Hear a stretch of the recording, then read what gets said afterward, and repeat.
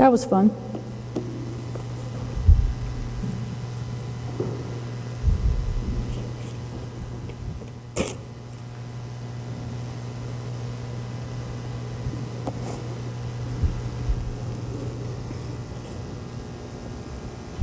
The Hebrew Testament lesson today comes from the book of Isaiah, starting at the 65th chapter and the 17th verse. Hear this word from the Lord. For I am about to create new heavens and a new earth. The former things shall not be remembered or come to mind, but be glad and rejoice forever in what I am creating. For I am about to create Jerusalem as a new joy, and its people as a delight. I will rejoice in Jerusalem and delight in my people. No more shall the sound of weeping be heard in it, or the cry of distress. No more shall there be in it an infant that lives but a few days, or an old person who does not live out a lifetime. For one who dies at 100 years will be considered a youth, and one who falls short of 100 will be considered accursed. They shall build up houses and inhabit them. They shall plant vineyards and eat their fruit. They shall not build and another inhabit. They shall not plant and another eat. For like the days of a tree shall the days of my people be, and my chosen shall long enjoy the work of their hands. They shall not labor in vain or bear children for calamity, for they shall be offspring blessed by the Lord, and their descendants as well. Before they call, I will answer. While they are yet speaking, I will hear. The wolf and the lamb shall feed together, and the lion shall eat straw like the ox. But the serpent, its food, shall be dust. They shall not hurt or destroy on all my holy mountain, says the Lord. And then, turning again to Luke this day, we look at the 21st chapter of Luke, starting in the 5th verse.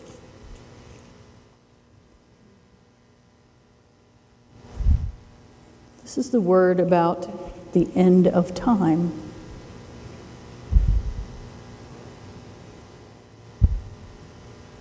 When some were speaking about the temple, how it was adorned with beautiful stones and gifts dedicated to God, Jesus said, "As for these things that you see, the days will come when not one stone will be left upon another. All will be thrown down." And they asked him, "Teacher, when will this be, and what will be the sign that this is about to take place?" And he said, "Beware that you are not led astray, for many will come in my name and say, 'I am he,' and the time is near. Do not go after them. When you hear of wars and insurrections, do not be terrified, for these things must take place first, but the end will not follow immediately." And then he said to them, "Nation will rise against nation, and kingdom against kingdom, and there will be great earthquakes, and in various places famines and plagues, and there will be dreadful portents and great signs from heaven.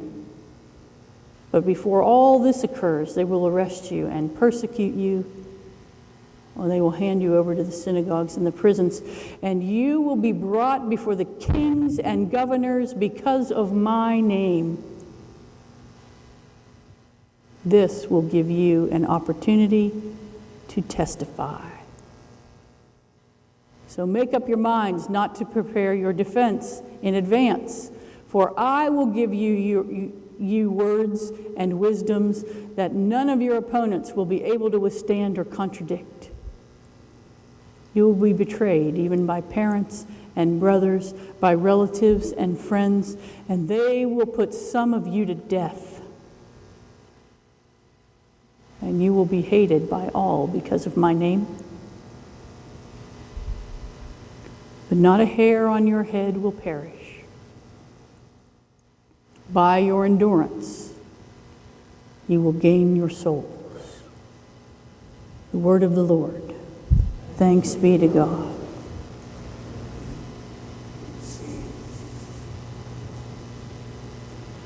So I was reminded this week of a story that I tell sometimes about the last time I was in New Orleans.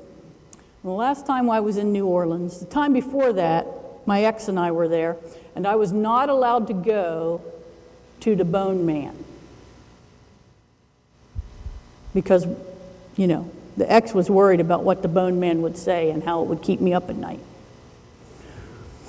So I get the time I was there, I get in the car, and there's this lovely man driving, and I see on his dashboard he has all these little statues. And we start talking, and I say, "Oh, that's Ganesh." "Yes." "Oh, that's Vashti." "Yes." "Oh, that's..." And I went through all the gods, and he was really impressed that I knew who those were. And he said, and we start talking, "Why are you here?" "Well, we're Presbyterian women here for a Christian conference." And he's telling us about being a religious man and being a Hindu and what that's like for him. We have this nice conversation. I said, "Well, since you're a religious guy, will you take me to see the Bone Man?" And he says to me, "Oh, no. Nice Christian ladies don't go see the voodoo man. You can't go see the Bone Man." Because the Bone Man, is a guy, and he looks like you think a voodoo man ought to look. And he throws chicken bones. This is a real thing. Don't laugh. This is a real thing. He throws chicken bones, and then he tells you what's going to happen in your life. So I can imagine that he would say to me, "You are going to meet a tall, dark, and handsome, guy to sweep you off your feet. You play these 6 numbers, and you're going to win the lottery." What else? What do you want in life that if somebody could throw the bones and read your future, you'd be getting? I just think that's fun. I also think there's real power in it, and it can be real dangerous, but that's a conversation for another day. But what Jesus is talking about here, that we often get confused with predictions for the future, are really not predictions for the future. Look at what Jesus says when he talks about what's going to happen. The temple's going to be destroyed. The temple was destroyed many times. Do you all realize that the Wailing Wall, where you see the Jews go and pray, was the wall that was left after the temple was destroyed once? The temple's been destroyed lots of times. Wars and insurrections. There are over 40 military conflicts going on in our world today. We as a nation are engaged still in the longest military confrontation we have ever been in our history, right now, today. Nations will rise against nation and kingdom against nation, kingdom against kingdom. Great earthquakes, famines, and plagues. Well, particularly in Jesus' time, people were dying all the time of disease. But even in our era, people are still confronted by famine and plague. Dreadful portents and great signs from heaven. You can tell me what that means, because I don't really know. You will be arrested and persecuted for being a Christian. About 2 weeks ago, the Chinese government went into the biggest megachurch in China, took a bulldozer to it and a wrecking ball and knocked it to the ground while the Chinese Christians stood outside their church and wept. And you will be betrayed by family and even put to death. See, here's the thing. Jesus isn't really predicting the future. Jesus is just simply stating facts about what's going to happen.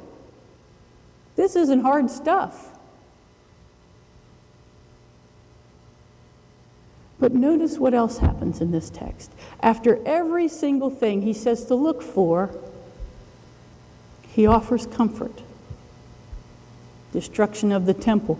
Well, some will come and say, follow me, but don't follow them. Wars and insurrections, don't be terrified. Nation against nation, earthquake, famine, plague. You will have the opportunity to testify. Betrayed by family and even put to death, but not a hair on your head will perish. Now, when you think of end-time speech, that's usually not what you think about. You think about, as I do, the little old lady that we all know that says to you things like this, "Oh, I don't know what's wrong with our world today. It's never been like this before. I watch the news and just think how terrible the world is. People are killing each other. People are dying. Stuff around the globe is awful. We've lost our moral compass. We've lost our compass period. Don't you think Jesus is going to come back soon, Pastor?" I get that one a lot. No, I don't. And even if I did, what I know the scripture says is, we don't get to know when. Let me assure you that there has been some little old lady like the one I just described, or some person, or some scribe, or some scholar, throughout the history of the world who says the world is about to come to an end. For over 2,000 years, people have been saying that. So here's the first thing that I want to tell you in regard to end times. Stop worrying about it. It's not ours to worry about. The end of times is God's thing. I read a great sermon about this just recently, this week, and it was titled, "The Sky is Falling and Everything's Fine." All Jesus is doing here is stating facts. We don't need to worry about it. But here's the other thing you've got to know, that in regard to trials that Christians face, we cannot think that we're somehow exempt. Here Jesus runs out a list. We're going to have war and famine, insurrection, and all kinds of horrible things. You know that. As Christian people, we have parents and spouses who get sick. We have children that don't do what we teach them to do and go astray. We have relationships that fall apart. We have bank accounts that go empty.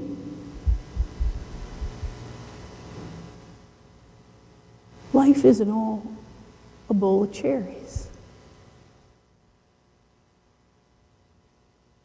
And just because we're Christians doesn't mean somehow that we get to be exempted from those facts of life.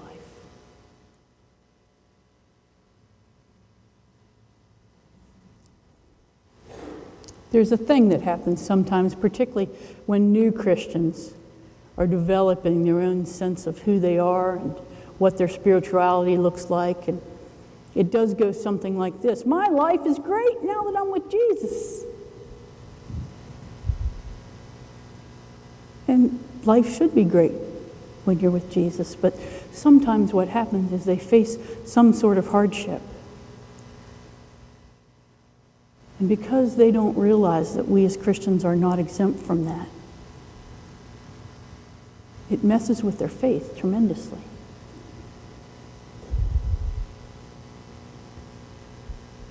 We're not exempt from the hardships of life. But here's the other thing. In regard to the trials that Christians face, all will be well for us if we don't anchor our faith in the things of this world, but in the God who loves us.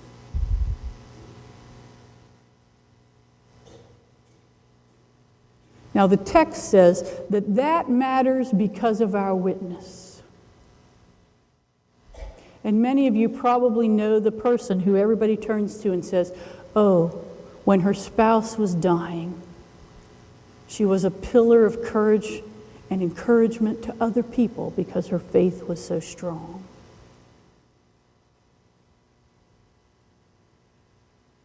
That's the witness. When bad things happen to good people, what do we do about it? And how is it that we turn to God and then turn that around into a message that helps people know God better? That is, I told you this a little while ago, taking your mess and making it a message. That's the hip thing in the Christian community, the hip Christian community right now. It's what you're supposed to do, to turn your mess into a message.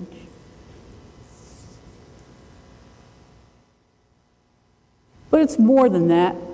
It really is more than that. And the last line of this text really, really brings that home for us. When it says, by endurance, you will gain your souls. The other great sermon I read on this text this week, it was called, When the Going Gets Tough, God's People Keep Going.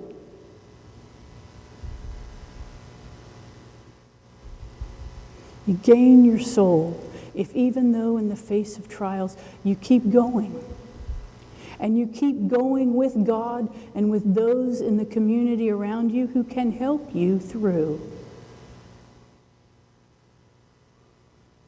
And it's not just a matter of avoiding obstacles.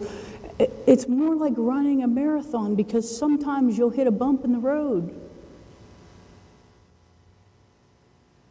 But God stands beside you as you endure that,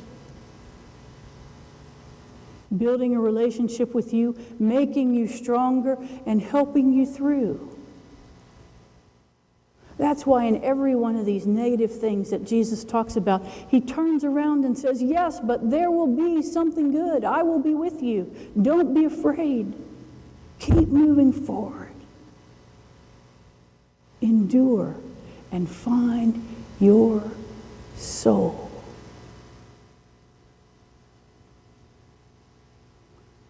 Now that's an end of time I can get excited about. Thanks be to God. Amen.